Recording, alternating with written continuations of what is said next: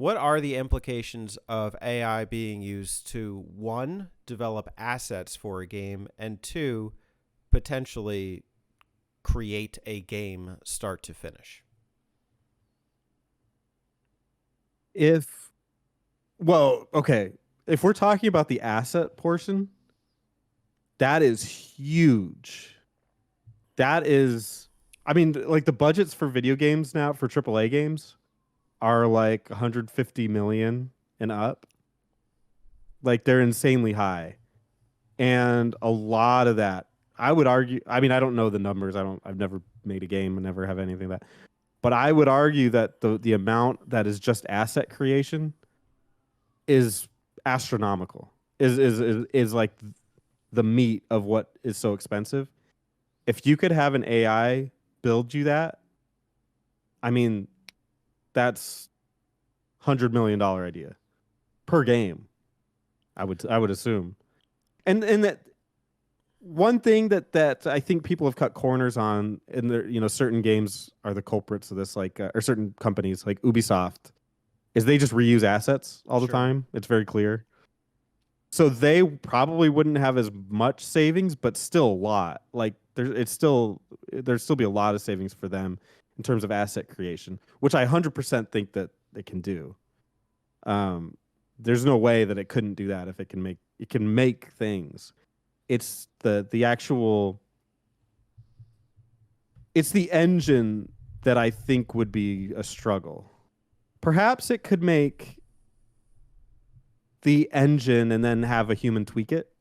That's necessary, right? You can't just copy paste the majority of the environments created because people can see and usually tell. Not everybody. Some people will get duped and some people will play kind of a sucky game anyway.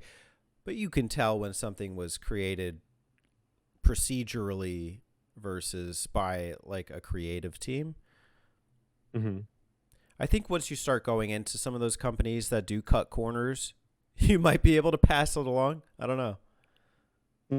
What does it take to make a football field in Madden? Or Right. the crowd jumping up and down? I don't know. Right. All you got to do is make a crowd, dude. Sure. Who's going to bat AI. an eye? I don't know. Maybe, because if it comes off warped or something. There is another question, and this may come after making the game, but will AI replace creative teams? That's the other $1 million question. The first one is the assets, but I think it can already do. Um, the creative side is hard, and let's be specific with that. Like creative side would be, um, it would be like making the game fun. Like they design games now where they tell you how to play and they're really specific about how they want you to interact with the game. And the goal would be to maximize, I guess, dopamine response to make you want to keep playing and progress through the story. So like I guess my brain is still having a hard time figuring out how a computer could do that. I'm not saying it's impossible. And Jesus, if somebody isn't trying to do that literally right now. It's some genius is like, I'll figure it out. But that will be fascinating and equal parts horrifying if the computer can figure out how to make a person have fun. What are your thoughts? I think from a conceptual framework, it's very hard to say. Because, yes, I love narratives. I love a strong narrative. Give me a good Dragon Quest storyline. You know, we're lovers of the slime here. However, the majority of games don't have great storylines. So if you asked AI to create a bullshit story in the jungle about, like, a warrior, yeah, like, who the fuck cares? Like, I don't think anybody is going to notice, like, the difference. People will still probably Mhm. get raged or whatever. Oh, duh, duh, duh, duh, you let AI create this. But I don't think that they would be able to necessarily like distinguish like Yeah. the overall quality unless it was pointed out to them. By the way, this was made with AI. But then again, look, here's this game right here. This game, and it had a positive reception. What is this? Amuletum Amoris?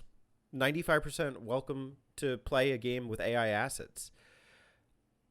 Will it replace creative teams? It may change the nature of the job, which is the I think is the terrifying part, because the nature of the job will no longer be to like get into video game design because you have all these cool creative imaginary, concepts that you've dreamt your whole life about creating a video game. It's going to be more of like a working behind an Excel sheet type of industry Hmm. where you Yeah. sit and watch hours of playtest time and you tweak the AI, and I guess you can work with like the one or two creative team, but it's the whole process is warped. It's not the same as it was 20, 30 years ago when these guys are building assets from the ground up.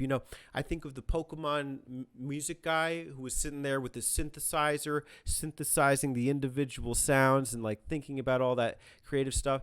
And even we're not in AI yet, like we're kind of like getting into it, but look at like the Pokemon music now, man. We're already coming down in terms of inspiration. The only Hmm. inspiration now is money. It's a bleak forecast for the video gaming industry. Hmm.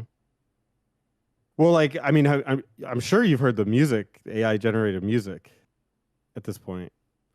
They they got that on lock. I would be very surprised if people still composed for music going forward in video games.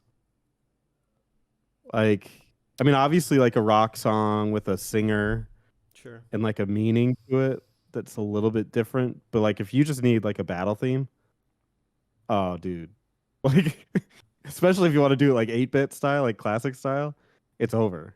Like, there's no need for a human to even touch it, which is again like kind of what you were alluding to. It's a little scary, um, because you're right. Like, an idea no longer really matters because the idea already came from the computer. Like that ship has sailed at this point. It's not Perhaps, like but the you idea came from the person who input the idea into the computer. So there is still a human element. but, but you know who's gonna do that? Not Mr. Creative. Sure. It's gonna be Mr. CEO. Yes, exactly. And he's gonna say, okay, what's the most popular genre, like two genres right now? Is like, well, they'll do like open world builder crafting game. Okay, make me an open world crafting game. But this is the story of John who does open world crafting in this world. Okay, build me the world. Bring. Okay, let me get a creative guy to make sure that the dopamine gets hit. Okay, go ahead. Like that's that that's video game creation, and this is like dystopian future. Give me Lara Croft in a hot tub sequence Yeah, in a big, massive, I don't know, cutthroat, whatever. I get it. yeah. The trade off is the games that don't rely so heavily on this style are going to stand out and I think be revered. They'll still be cult games, I feel like, but that's why a game like Hmm. Cuphead is so stand out to so many gamers. Hmm. I think. I think Yeah, Cuphead is a great game and I haven't played it. Hands are up, okay? Don't shoot me. But